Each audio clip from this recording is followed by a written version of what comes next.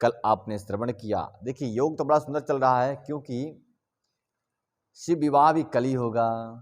देखिए हमने जब बिना प्लान किए प्रोग्राम चालू किए थे तो स्टार्ट कब हुआ? गीता जयंती के दिन।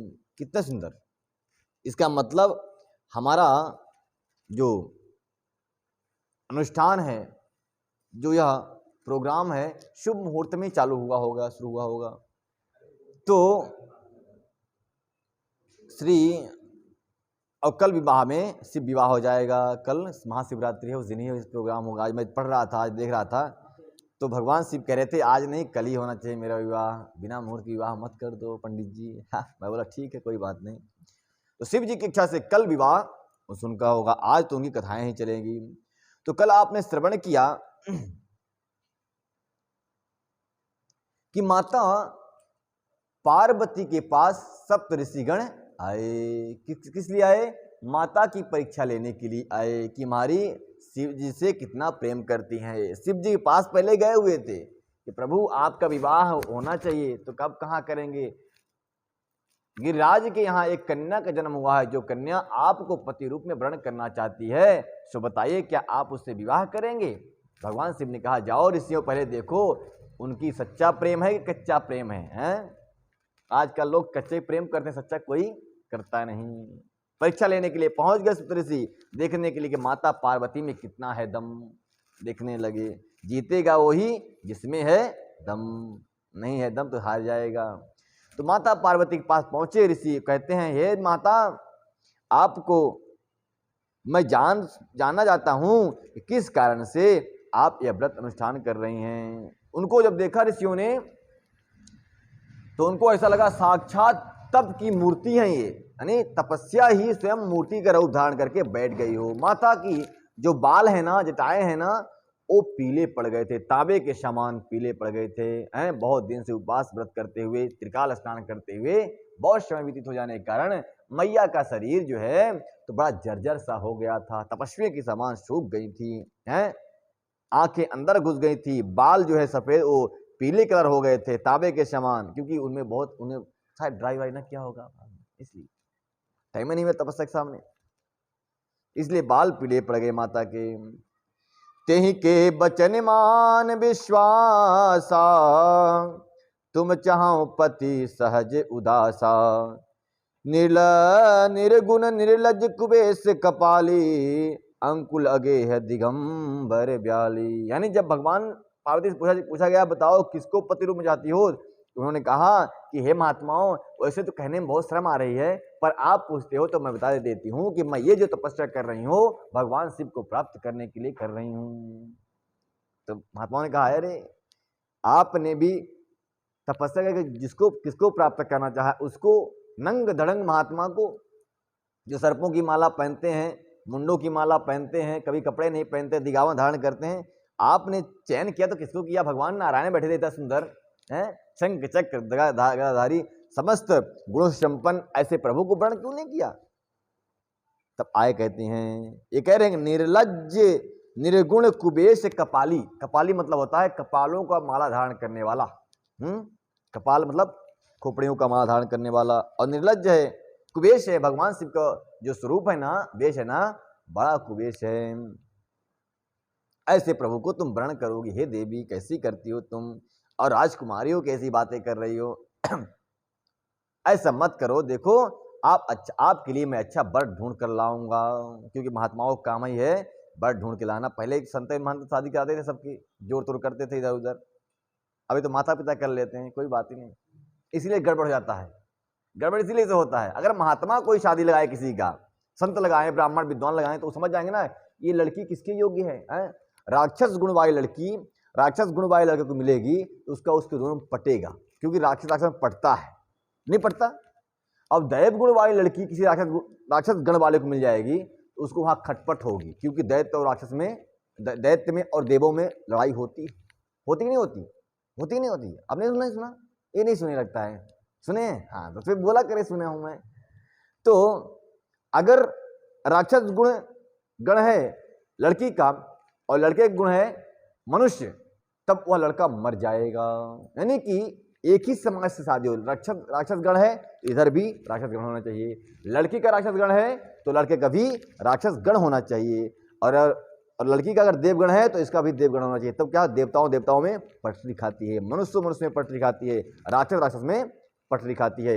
इनमें अपोजिट हो जाए तो नहीं मिलता गुणवर्ग, और लोग क्या करते हैं, भाग के ससुराल से घर में आके छाती में बैठते हैं, मैया छाती।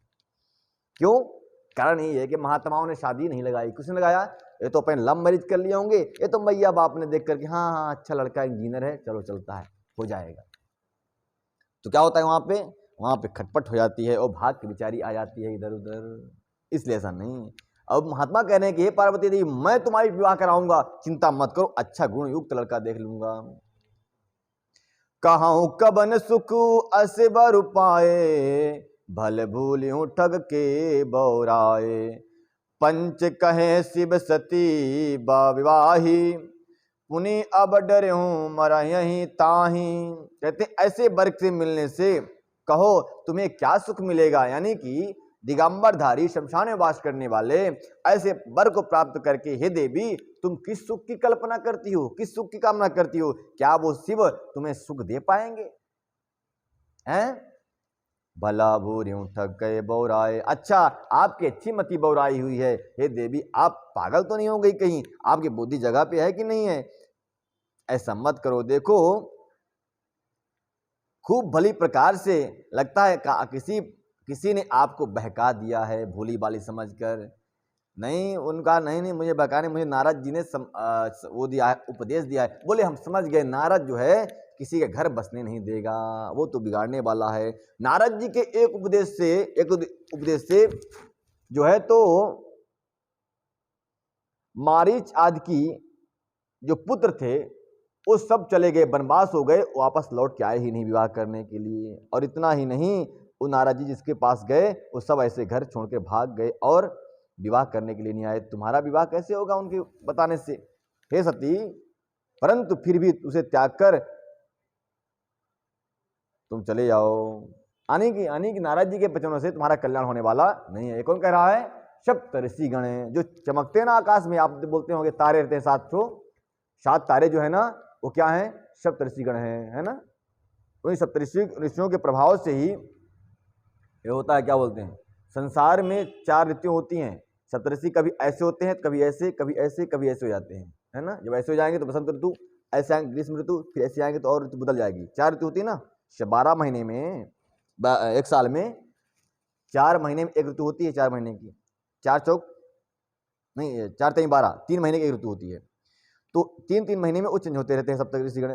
तो आज फिर चेंज हो गए, तो शिव जी के पास से यहाँ आ गए, पार्वती मैया के पास आके उनको बहका रहे हैं, परीक्षा ले रहे हैं, मतलब कि कितना प्रेम करती हैं ये। तो कह रहे हैं तुम उनसे विवाह मत करो, क्योंकि उन्होंने पहले भी विवाह किसी से कर चुके हैं। ऐसे लोग होते हैं ना, भकावे वाले लोग, डिस्टर्ब करने वाले। अब सुख सोबत सोचु नहीं, भीख मांगी भव खात। असहज एक कहीं के भवन, कबहुन नारी खटाही। कहते हैं कि ऐसी हे देवी सुनो, वो पहले कभी सती से विवाह किए थे, सती के विवाह करने के बाद ऐसे हैं अवगरदानी कि उसको मरवा दिया, पिता के घर में जाकर बच्ची मर गई उनकी पत्नी।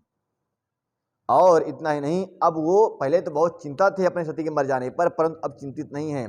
राम ने कुछ उपदेश कर दिया तो राम नाम का नाम लेते हुए वो मस्त रहते हैं, भिक्षा मांग के खा लेते हैं, और जहाँ जगह मिल गई फुटपाथ पे इत्यादि भी, जहाँ वहीं मिल गई वहीं सो जाते हैं। कभी शमशान में सोते हैं तो कभी कैलाश में, कभी फुटपाथ पे सो जाते हैं, कहीं भी। अब उनको कोई किसी प्रकार चिंता नहीं है। और जो सोचती हो तुम कि वो तुमसे विवाह करेंगे, तो ऐसा तो असंभव जान पड़ता है, क्योंकि उनमें तो प्रेम मात्र है ही नहीं, तो उनमें तो वैराग्य भरा हुआ है। सहज एक कहीं के भवन, कबहुन नारी खटाही। कहते हैं जो एकांत में वास करने वाला कोई व्यक्ति है, उसके घर में कभी नारी टिकती ही नहीं, ना नारी खटाए। कहते हैं अगर मान लो वन पर्वत में चले जाओ, अपनी पत्नी को लेकर चलते हैं जंगल में तपस्या करने, बोलेगी अरे अरे हमारे मायके की मुझे याद आ रही है, अब कहाँ तुम लेके आ गए यहाँ। एकांत में उसे अच्छा नहीं लगता। और शिव जी एकांत में वास करने वाले हैं, बताओ क्या तुम उनके साथ रह लोगी? माता पार्वती बड़ा सुंदर जवाब देती हैं। आजाहू मनहू कहा हमारा, आजहू मानहू कहा हमारा, हम तुम कहु बरुनीक विचारा। अति सुंदर सुच सुखद सुशीला, अति सुंदर सुच सुखद सुशीला। गाबहि वेद जासु जगस लीला, गाबहि वेद जासु जस लीला। आजहु मनहु कहा हमारा, हम तुम कहो बरुनीक विचारा। यानी कि सप्तऋषि कहते हैं, हे देवी सुनो, आज मेरा कहना मान जाओ, मैं बहुत नीक विचार करके तुमसे कह रहा हूं, तुम पीछे पछताओगी। हैं? मैं तो तुम्हारे विवाह के लिए लड़का देख कर भी आया हूं, बताओ। हाँ कह दो, सोई अभी लग्न अभी लिख दूंगा मैं। तो कौन सा लड़का है? बोले अति सुंदर है, शुचि पवित्र रहता है, और सुखद है, सुशील है। आपको कभी डांटेगा नहीं, कभी फटकारेगा नहीं, ऐसा सुशील लड़का है वो। सुनत बिहन गाबहि वेद जासु जस लीला, कहते हैं जिसकी लीलाओं के जस यश को। और पुत्र कैसा है? दूषण रहित सकल गुण राशि, श्रीपतिपुर बैकुंठ सुवासी। दूषण रहित सकल गुण राशि, श्रीपतिपुर बैकुंठ निवासी। अस बरु तुमहि मिला बहु आनी, सुनत बिहसी कह बचन भवानी। है उन्होंने कहा कि हे देवी, तुम्हारे लिए दूषण रहित यानी कि दोष से रहित ऐसे बालक को मैंने देखा है जो गुणों की राशि है, गुणों का खान है। और वो कौन है? बोले श्रीपति हैं, श्री देवी के पति जी। श्री देवी पति कौन है? भगवान विष्णु, श्रीपति।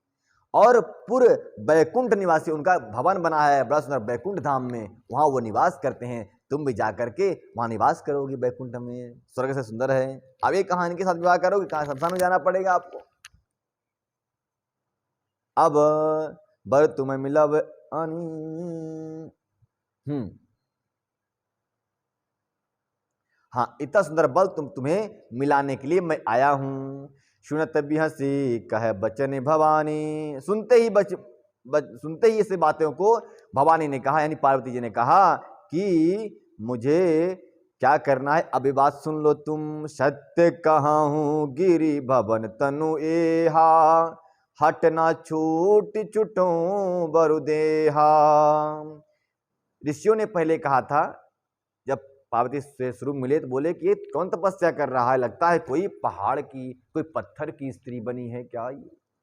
अब उसका जवाब दे रही है, ये पत्थर की स्त्री के समान ये बैठकर तपस्या कर रही है, ये तो हिलती जुलती नहीं, मानो लगता है कि मूर्तिमान तप ही है ये। तो माता जी इसमें बहुत सुंदर वर्णन कर रही हैं। सत्य कहे हूं गिरि भवन तनु एहा, हट न छूट छुटे अरु देहा। कन कहूं पुनि पसान ते होई, जरे हूं सहजुना परिहर सोई। कहते हैं कि हे महात्माओं, आपने कहा था कि यह पत्थर की लगता है पुतली है, पत्थर की स्त्री है। सच में मैं गिरिराज की पुत्री हूँ। गिरिराज मतलब पर्वतराज हिमालय की पुत्री हूँ। तो स्वाभाविक है कि जन्म का जो गुण होता है उसमें रहता ही है, जो पैदाइशी गुण होता है ना, अनायास व्यक्ति में रहता है। तो सच में मैं पत्थर की बनी हूँ, पत्थर की मतलब शैल पुत्री हूँ, इसलिए मैं शैल के समान अडिग हूँ, कठोर हूँ। और सुनो, आपका उपदेश मेरे हृदय में टिकता नहीं, मैं तो हट करके बैठी हूं। अब तन छूटेगा छूटेगा, पर प्रण नहीं छूटेगा, इसलिए भगवान शिव को मैं तो बेविवाह करके रहूंगी। जैसे जिस प्रकार से स्वर्ण भी पत्थर से बनता है, स्वर्ण भी पत्थर से बनता है, और मैं भी उसी पत्थर से जन्म ले ली हूं। तो क्या स्वर्ण को तपाए जाने पर क्या स्वर्ण कभी अपने स्वर्णत्व को छोड़ता है? नहीं छोड़ता है, वो निखरता ही है। उसी प्रकार से स्वाभाविक गुण को जिस प्रकार से स्वर्ण नहीं छोड़ता, ठीक उसी प्रकार से मैं भी अपने पत्थर रूपी स्वाभाविक गुण को त्याग नहीं सकती। मैंने तो हट करके बैठा है, मैंने तो अपने जीवन को भगवान शिव के लिए हार के बैठी हूं। अब वो मिलेंगे तो मिलेंगे या फिर मेरे प्राण बिछुड़ेंगे।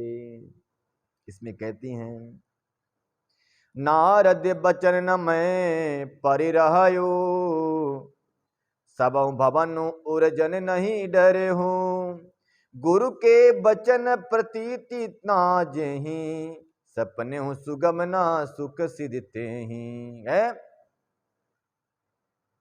कहते हैं अब मैं नारद जी के वचनों को नहीं छोड़ूंगी, चाहे घर बसे या घर उजड़े, इसमें मैं नहीं डरती, इससे मैं डरती नहीं हूं। अब नारद जी ने जो कहा है कि पति शिव होंगे, मैं उनके वचनों को मान करके यह तप कर रही हूं, तपस्या कर रही हूं। अब घर बसे या उजड़े मुझे इसका प्रवाह नहीं है, हमको तो प्रवाह गुरु के वाणी पर है।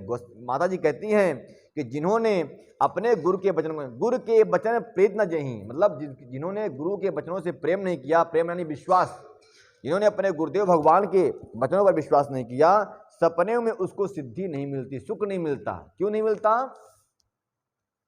भागवत में इस श्लोक आया है। भागवत में कहते हैं सुखदेव जी महाराज के, अदृढ़ं चाहतं ज्ञानं प्रमादेन हतं श्रुतं, संदिग्धो हि हतो मंत्रो व्यग्रचित्तो हतो जपः, विश्वासो गुरु वाक्येषु। यानी कि अगर गुरु के वाक्य पे विश्वास है तभी आपको सिद्धि मिलेगी, नहीं तो सिद्धि मिल नहीं सकती। आप घोटते रहो माला, कोई फर्क पड़ने वाला नहीं है। माता पार्वती जी कह रही हैं कि गुरु के वचनों पर विश्वास नहीं है जिसको, उसको सुख और सिद्धि स्वप्न में भी नहीं मिल सकती। अभी लोग कहते हैं, एक जगह मैं गया था पूजा करने, तो मैंने कहा हवन कर रहा था, तो बोला कि आप गुरु मंत्र से हवन कर लो। बोले महाराज मैं गुरु तो बनाया ही नहीं, अब गुरु क्या बनाना, आजकल गुरु पाखंडी होते जाते हैं। मैं बोला तो कुछ गुरु मानते हो? बोले माता पिता को। मैं बोला माता पिता को जब गुरु मानते हो तो क्यों वृद्धाश्रम में छोड़ के आते हो फिर? हैं माता पिता को डंडे क्यों मारते हो? बेचारे चाय के लिए परेशान रहते हैं। ऐसा नहीं, गुरु का स्थान गुरु का स्थान है, माता पिता का स्थान माता पिता का स्थान है, पत्नी का स्थान पत्नी का स्थान है, और बहन का स्थान बहन का स्थान। अब मान लो सभी को आप एक को मान लो सब कुछ, ऐसा थोड़ी काम चलने वाला है। ये मन मुताबिक बातें नहीं चलती। शास्त्र इसीलिए तो मर्यादा स्थापित किया है कि ये मर्यादाएं हैं। गुरु की जगह गुरु होना चाहिए, माता पिता की जगह माता पिता होना चाहिए, बहन की जगह बहन होनी चाहिए, और पत्नी की जगह। अब एक ही दृष्टि सबको देखो कैसे काम चलेगा भाई? तो नहीं हो सकता। इसलिए माता पार्वती कहती हैं कि मैंने गुरु नारद जी को गुरु बनाया है, उनके वचनों पर विश्वास किया है, अब वो वचन अवश्य सत्य होंगे। हे सप्त ऋषिगण, मैं आपसे प्रणाम करके कहती हूँ आप यहां से चले जाओ। महादेव अवगुण भवन, विष्णु सकल गुण धाम, जही कर मनुरम जाहि सन, तिहि तिहि सन काम। बहुत सुंदर बात कह रही हैं कि हे महात्माओं, हे सतऋषियों, मैं मानती हूं कि भगवान विष्णु गुणों के धाम हैं, गुणों के सागर हैं, और हमारे शिव जी जो है अवगुणों के खान हैं। परंतु मैं क्या करूं?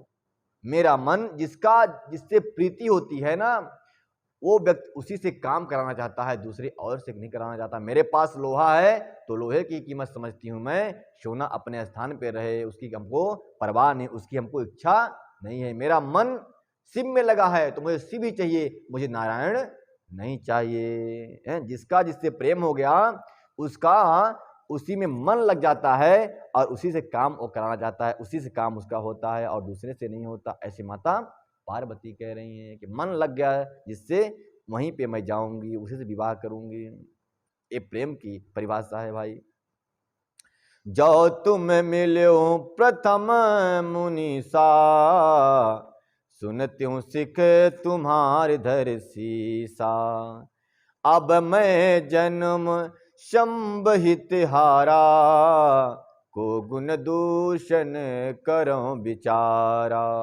माता जी कहती हैं, पार्वती मैया कहती हैं कि हे महात्माओं, तुम पहले मिले होते तो मैं आपके चरणों में सिर रख करके और आपके उपदेश को सुनती मानती, लेकिन अब तो बहुत विलंब हो गया। अब मैं जन्म शंभु हित धारा, यानी कि ये जन्म शंभु के हित के लिए, भगवान के लिए मैं हार चुकी हूं, और को गुण दूषण करो विचारा। अब गुण और दोष के विचार करने से कोई फायदा नहीं है। मेरा हृदय, मेरी आत्मा, मेरा दिल शिव जी को समर्पित हो चुका है। अब वो मिलेंगे या मौत मिलेगी, यहाँ तक की बात हो गई है। इसलिए आप उपदेश मत करो, जाओ आप किसी और को उपदेश करो। संसार में बहुत सारे कन्या और वर हैं, उनका शादी कराओ हैं। जो तुम हट हृदय विशेषी, रह न जाए बिनु किए बरेसी। तो कौतुक कहीं आलस्य नाही, बर कन्या अनेक जग माही। कहते हैं कि अगर तुम्हें आलस्य न आती हो तो चले जाओ। यदि आपके हृदय में बहुत ही हट है और विवाह की बातचीत करनी है, किए बिना आपको रहा नहीं जाता, तो संसार में बर कन्या बहुत हैं, उससे भी खिलवाड़ करने वाले को आलस्य नहीं आती, तो आपको मैं क्या कहूं। अब जाइए जहां और जगह देख करके विवाह कराइए। आलस्य का मतलब क्या है जानते हैं? जिसको फुर्सत रहती ना बक बक करने की, उसको कभी आलस नहीं आती कि मैं क्या बोलूं क्या ना बोलूं। जो समझदार लोग होते हैं तो कम से कम बोलते हैं, जितने में काम बन जाए उसे काम चला लेते हैं। फालतू बड़बड़ करने से कोई फायदा नहीं है। तो माता जी कह रही हैं कि फालतू यहाँ बड़बड़ करने का आपको तो आलस आने वाला है नहीं, आप चुप होने वाले हो नहीं। इसलिए महात्माओं, आपके चरणों में प्रणाम मेरा। आप चले जाओ कहीं और बड़े कन्या देखो, उनका विवाह करा लो जाकर। चल दे वहां से महाराज। अरे अरे अरे, जन्म कोटि लगे रगर हमारी, बरनहु शंभु न तारहु कुमारी। क्या बात करें। तजहु न नारद कर उपदेशु, तजहु न नारद कर उपदेशु। आप कहीं सत बार महेशु, आप कहीं सत बार महेशु। कहती हैं कि मैं जन्म कोटि लगी उर गर हमारी, मतलब कोटि जन्म हुए हैं हमारे भगवान शिव के लिए, तो ये जन्म भी हमारा शिव के लिए ही होगा है? और इतना ही नहीं, बरनऊ शंभ न तरहु कुमारी, यानी वर्ण पति के रूप में शंभु को करूंगी, नहीं तो मैं जन्म जन्म कुमारी रह जाऊंगी। ये सनातन परंपरा है। देखिए सनातन धर्म की रीति है कि पति एक जन्म नहीं, हजारों जन्म, यानी जन्म जन्म तक पति वही मिलता है। इसलिए ये हमारी सनातन परंपरा। माता पार्वती जी समस्त स्त्रियों की गुरु हैं। समस्त स्त्रियां माता पार्वती और माता सीता के पथ पर चलने वाली हैं। उन्हीं वही स्त्रियां संसार में आदर्श नारी के रूप में स्थापित होती हैं और यश कीर्ति को प्राप्त करती हुई दो कुल को तारती हैं। कौन से कुल को? मातृकुल को और इधर सास कुल को, यानी कि अपने पिता के कुल को और इधर अपने पति के कुल को, दोनों कुल को तार देती। कौन सी नारियां? जो सीता माता और गौरी माता के पथ पर चलती हैं। ये हमारा जन्म आज का नहीं, कोट जन्म का संबंध है। इसलिए मैं पति के रूप में भगवान शंभु को वर्णन करूंगा। ये सनातन परंपरा है। आजकल तो लोग क्या कहना भाई, लोग भटके हुए लोग जो लोग हैं। तजहु नारद कर उपदेशो, कहीं सत्यबार महेशु। अगर कह रही पार्वती माता, बड़ा दृढ़ संकल्प है इनका, कह रही कि मैं अपने गुरुदेव नारद जी के वचन को नहीं त्याग सकती। अगर भगवान शिव स्वयं आकर 100 बार कहें कि मुझसे तू विवाह न कर, तो उनकी बात नहीं मानूंगी। मैं नारद जी की बात मानूंगी, क्योंकि नारद जी ने कहा है शिव से विवाह होगा। तो शिव आकर कह दें कि तुम मुझसे विवाह न करो, तो भी मैं उन्हीं से विवाह करूंगी। मैं उनकी हो चुकी हूं, अब कुछ और करने की आवश्यकता नहीं है। मैं पाकर हूं कहीं जगदम्बा, तुम गृह गबनहु भयहु विलंबा। बरहु विलंब देखी प्रेम बोले मुनि ज्ञानी, जय जय जय जगदम्बिके भवानी।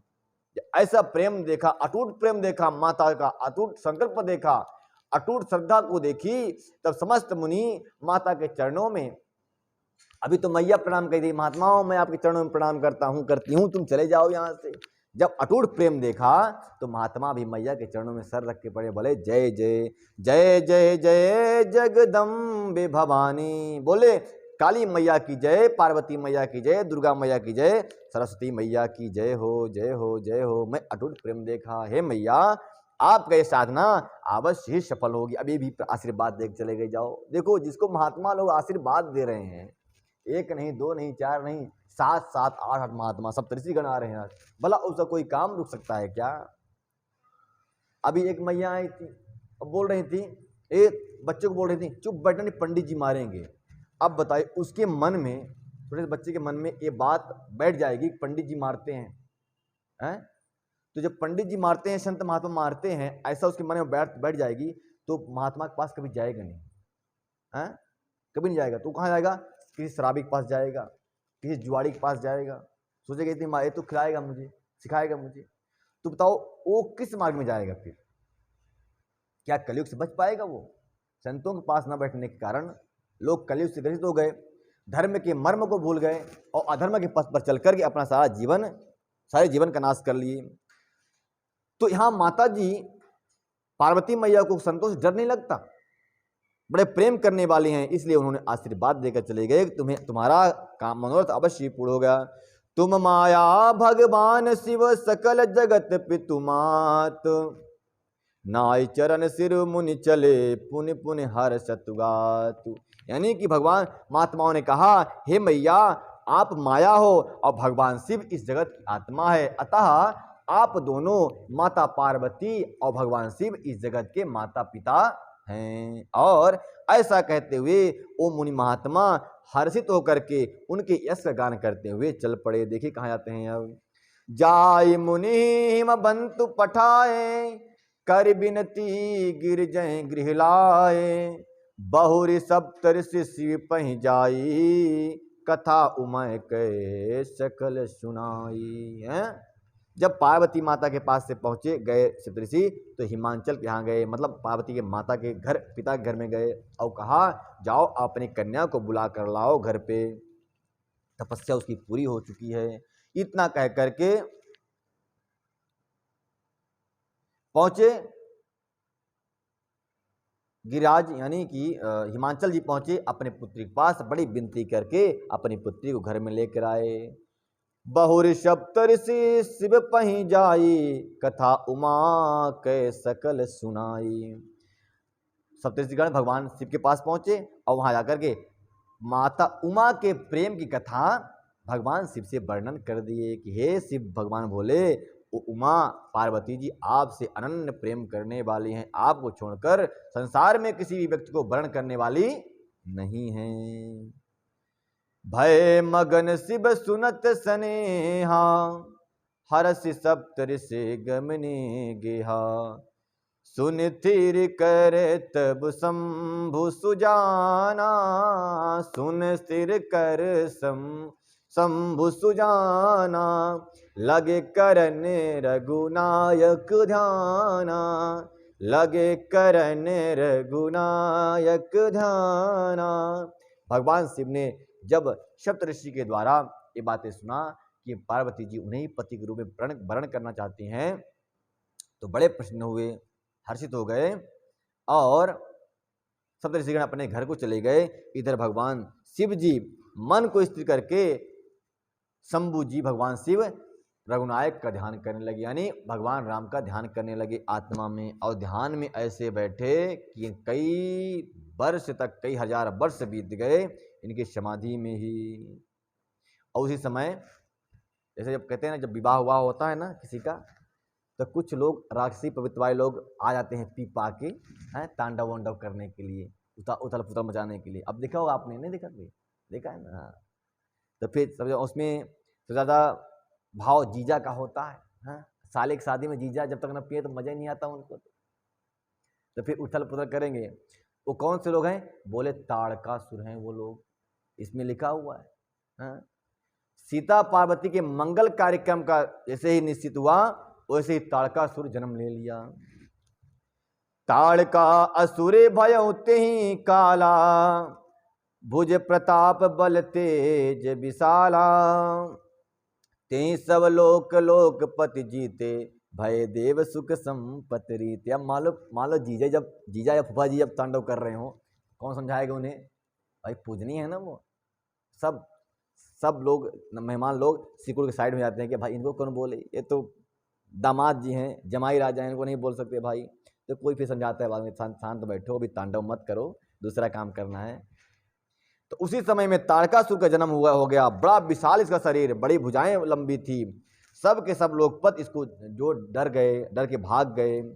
ते सब लोकपति जीते, भय देव सुख संपत्ति रीते। समस्त देवता लोग इधर उधर जाकर अपने कंदराओं में छुप गए और यह सबको परेशान करता रहा, तांडव करता रहा। कोई इसके सामने नहीं आया, क्योंकि यह अजर अमर का वरदान प्राप्त किया होता, अजर अमर का वरदान प्राप्त कर चुका था ब्रह्मा जी से। अजर अमर सो जीत न जाई, हारे सुर कर विविध लड़ाई। तब बिरंच सन जाय पुकारे, देखे विधि सब देव दुखारे। समस्त देवता दुखी होकर के भगवान शिव के पास, भगवान ब्रह्मा जी के पास पहुंचे। बोले, हे विधाता ब्रह्मा, देखो ये तांडव कर रहा है, क्या करें? शिव जी का विवाह होना है, ये तो सब समझ रहा है, शांत करो, तभी मंगलिक कार्यक्रम संपन्न हो सकेगा। तो बोले, मारो इसको। बोले, मरता ही नहीं है तो अजर अमर वरदान पा है, अजर अमर सो जीत न जाई। कहते ये अजर अमर है, ये तो कोई जीत नहीं सकता। हरे सुर कर विविध लड़ाई। कहते हैं समस्त देवता मानव सब हार गए इस लड़ाई करके, अब तो हमारे बस की बात नहीं भाई प्रभु, आप देखो। सब सन कहा बुझाए विधि, धनुज निधन तब होई। शंभु शुक्र शंभूत सुत, यही जीत ही रन सोई। कहते हैं अब इसको कोई जीत नहीं सकता, तो क्या होगा? बोले, अब भगवान शिव की समाधि खोलो, उनका विवाह रचाओ, तब उनसे जो पुत्र होगा वही इसको मार सकेगा, अन्यथा कोई मारने वाला नहीं है। मोर कहा सुन करहु उपाय, हुई है ईश्वर करहि सहाय। सती जो तजी दक्ष मख गेहा, जन्मी जा हिमांचल गेहा। समस्त देवताओं से ब्रह्मा जी ने बताया कि हे देवताओं, शंभु का विवाह होना है, उनके लिए कन्या का जन्म हिमांचल के घर में हो चुका है। अब तुम उपाय करके उनकी समाधि खोलो और विवाह को रचा लो तो कल्याण हो जाएगा। मोर मेरी उपाय सुन लो हे देवताओं। ते पुतप कीन संपत्ति लागी, शिव समाधि बैठे सब त्यागी। यद्यपि आहे असमंजस भारी, तदपि बात एक सुनहु हमारी। कहते हैं कि माता पार्वती ने शंभु को यानी शिव को पति रूप में वर्ण करने के लिए तब संपन्न कर चुकी हैं, यानी 16 सोमवार का व्रत कर चुकी हैं, उसका उद्यापन भी हो चुका उनका। अब वो स्वतंत्र रूप से अपने घर में, पति घर में रह रही हैं, पिता के घर में। अब उनके लिए पति कौन है? शिव जी हैं। जाओ, और शिव जी समाधि में है, वो कुछ मालूम ही नहीं है, थोड़ी सी बात मालूम हुई कि समाधि में हो गए हैं। अब जाओ समाधि खोलो और खोल करके समाधि उनका विवाह रचाओ, तभी इस असुर को जीत पाओगे। तेहि तप कीन संपत्ति लागी, शिव समाधि बैठे सब त्यागी। समस्त कार्य को, समस्त मोह ममता को त्याग कर भगवान शिव बैठे हुए हैं तपस्या में, उनको जगा करके एक काम संपन्न करा लो, नहीं तो यह असुर आपको परेशान करता रहेगा। परंतु शिव को जगाना यानी मौत को निमंत्रण देने के समान है। समाधि में किसी को जगाओ, डांट तो खाओ जाओगे भाई। अब यहाँ डांट नहीं है तो प्रचंड उनकी तीसरी नेत्र खुलेगी, सब जल ही जाएंगे, इसलिए सावधान होकर जाना, उसके पास जाओ पर जाओ। पठ बहु काम जाय सब पाही, करो क्षोभ शंकर मने माही। तब हम जाय शिवै सिर नाई, कारबहु विवाहो बरियाई किनाई। कहते हैं कि अब तुम लोग देवताओं पहले तो एक काम करो, समस्त देवता मिलकर के कामदेव के पास जाओ। कामदेव कौन है जानते हैं? रति के पति का नाम है कामदेव। कामदेव जी के पास जाओ और कामदेव अपने बाणों से, अपने प्रभाव से उनके मन में क्षोभ उत्पन्न कर देंगे। क्षोभ मतलब होता है स्नेह यानी प्रेम उत्पन्न कर देंगे। तब हम जाय शिव सिर नाई, करबहु विवाह की बरियाई। तब वो जा करके कहीं विवाह करेंगे बरिया करके, वो भी जल्दी नहीं करेंगे, ऐसे बड़ा टेढ़ी खीर है शिव को मनाना है, तो बड़े भोले भाले, परम समाधि खोलना बड़ा ही टेढ़ा खीर है। तो जाओ सबको बुला लो कामदेव को, वो जा करके विवाह करा दें, कुछ करें। यही विधि भले ही देव हित होई, तब अतिनीक करें सब कोई। आज तुद सुरा कीन अति हेतु, प्रगट्यो विश्वान जग केतु। तब देवता जाकर के कामदेव महाराज की स्तुति की, हे कामदेव प्रकट हो जाओ, प्रकट हो जाओ, प्रकट हो जाओ। प्रकट हुए कामदेव। कामदेव से कहा गया, कामदेव देखो भगवान शिव को जगाना है, तभी श्री जय श्री राम बोलना है। बोल वृंदावन भाई लाल की, मर्यादा पुरुषोत्तम श्री राम की जय, जय श्री राधे श्याम। कामदेव प्रकट हुए, बोले हे देवताओं बताओ किस काम से आप बड़ी स्तुति कर रहे हो मेरा। जब कोई आपका ज्यादा प्रशंसा करे सामने से, समझ जाना ये अपना उल्लू सीधा करना चाहता है। हैं पंडित जी आप बड़े अच्छे हैं, कथा करते हैं, चलो मेरे घर में कथा करना यार। कामदेव समझ गए देवताओं आपका अवश्य कुछ मेरे बिना काम बिगड़ रहा है, इसलिए आप स्तुति कर रहे हो। क्योंकि देवता बड़े स्वार्थी होते हैं, काम पड़ता तभी जाते हैं, नहीं तो जाते नहीं है। दधीच ऋषि के पास गए तो स्तुति किया, खुश हो गए। बोले क्या चाहिए? बोले आपकी हड्डी अस्थि चाहिए आपको, जिंदा ही दे दूं। हाँ जिंदा ही मांग के ले गए हड्डियों को, उससे वज्र बना, फिर युद्ध हुआ, फिर क्या क्या हो। तो जहां आते हैं वहीं बाट लगा देते हैं, पर इनकी ऐसी मोहनी वाणी होती है कि सब मान जाते बात को। आज कामदेव का नंबर आ गया है। कामदेव बोले कामदेव मेरा काम बनाओ, देखो ये बिगाड़ रहा है काम। कौन? वो राक्षस है एक, ताड़कासुर का नाम। कामदेव बोले ठीक है महात्माओं, मैंने सुना है वेदों में शास्त्रों में कि जो दूसरों को काम आता है सच में वही उसी का जीवन सार्थक होता है। जो अपने लिए जीता है वो अपने लिए, पशु भी जी लेते हैं, पशु पक्षी है, नहीं देखते होंगे आप लोग, खाते रहते हैं रोटी इधर घूम घूम के, अपने लिए जीते हैं वो। दूसरे के काम जो आए उसे इंसान कहते हैं, पराया दर्द अपनाए उसे भगवान कहते हैं। कामदेव जान गए कि भगवान शिव को जगाना टेढ़ी खीर के समान है, मेरी मृत्यु अब तो निश्चित है। फिर भी क्या हुआ, देवताओं का काम बन रहा है, संसारिक कल्याण हो रहा है, तो मेरे मरने से मुझे कोई फर्क नहीं पड़ने वाला है। चल दिए कामदेव भगवान। सुरहि कही निज विपत्ति सब, सुनि मन कीन्ह विचार। शंभु विरोध न कुशल मोहि, बिहस कहें असिमार। मार मतलब होता है कि कामदेव। कुमार, कुमार का मतलब होता है जो काम को जीतने वाले होते हैं उसे कुमार। जैसे बचपन में बच्चों को लगता है ना, किसी के नाम के आगे कुमार लिख देते हैं, है ना, नाम फिर कुमार कुमारी। जिन्होंने काम को जीता है उसे कुमारी या कुमार कहते हैं। लक्ष्मण कुमार, लक्ष्मण कुमार को क्यों कहते हैं? क्योंकि लक्ष्मण कुमार 14 वर्ष तक काम को जीत कर रहे, अपने पत्नी से अलग रहे। तो मार जान गए कि इसमें मेरा कुशल नहीं है। सुनाई कही निज विपत्ति सब, शून्य मन कीन विचार। कामदेव से जब अपनी विपत्ति कहा देवताओं ने, तो कामदेव ने विचार किया। किसी की बात को सुनकर के विचार करना चाहिए, अवश्य करना चाहिए। शंभु विरोध न कुशल मोहि, बिहसी कहूं असिमार। कहते शंभु से विरोध करने के समान है, यानी कि शंभु समाधि में है, डायरेक्ट उनमें काम का संचार करना है, उद्दीपन करना है, तो मानो टेढ़ी खीरे काल के मुख में हाथ डालने के समान है। हमारा अहित होने वाला है, हमारा हित नहीं है, फिर भी मैं जाऊंगा। तदपि करब मैं काज तुम्हारा, तदपि करब मैं काज तुम्हारा। श्रुति कह परम धर्म उपकारा, श्रुति कह परम धर्म उपकारा।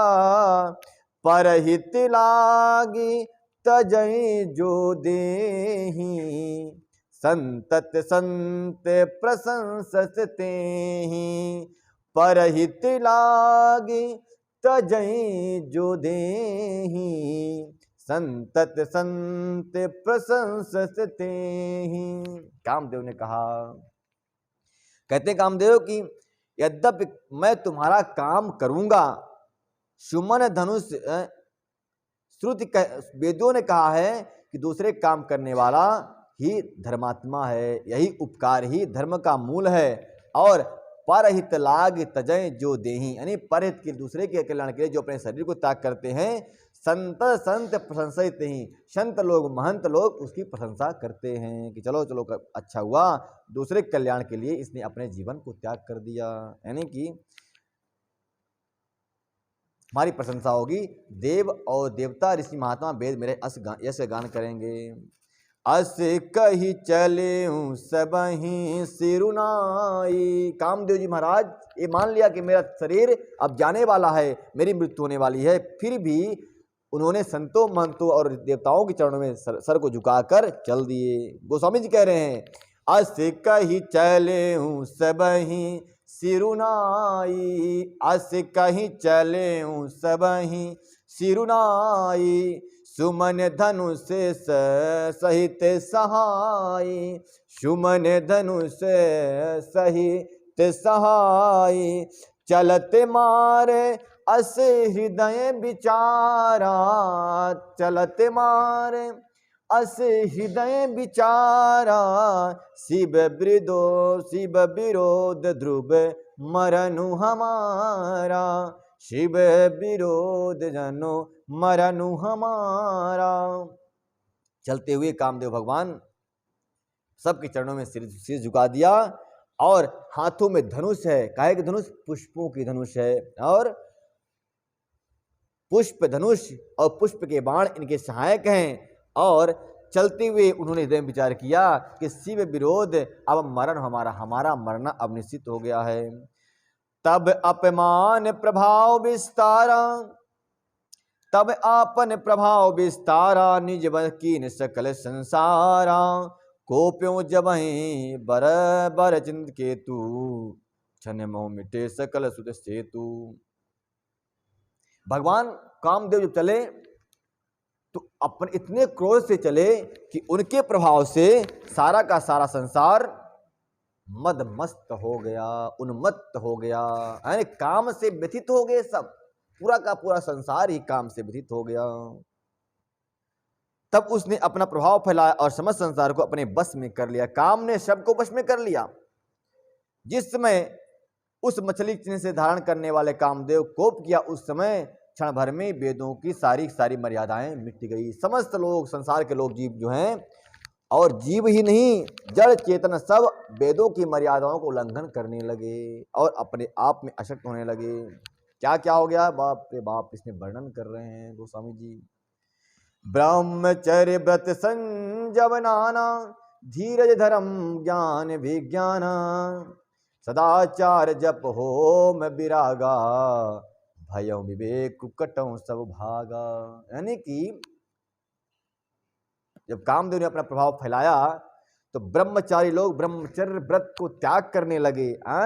संत लोग, महंत लोग सब अपने धर्म का त्याग करने लगे। सदाचारी होम जप करने वाले लोग सब होम जप को त्याग दिए और विवेक सबका नष्ट हो गया। सारे वैदिक मर्यादाएं भी नष्ट होने लगी। और क्या क्या नष्ट हुआ, इस कथा को हम आपको कल श्रवण कराएंगे। तब तक के लिए जय जय श्री राधे श्याम।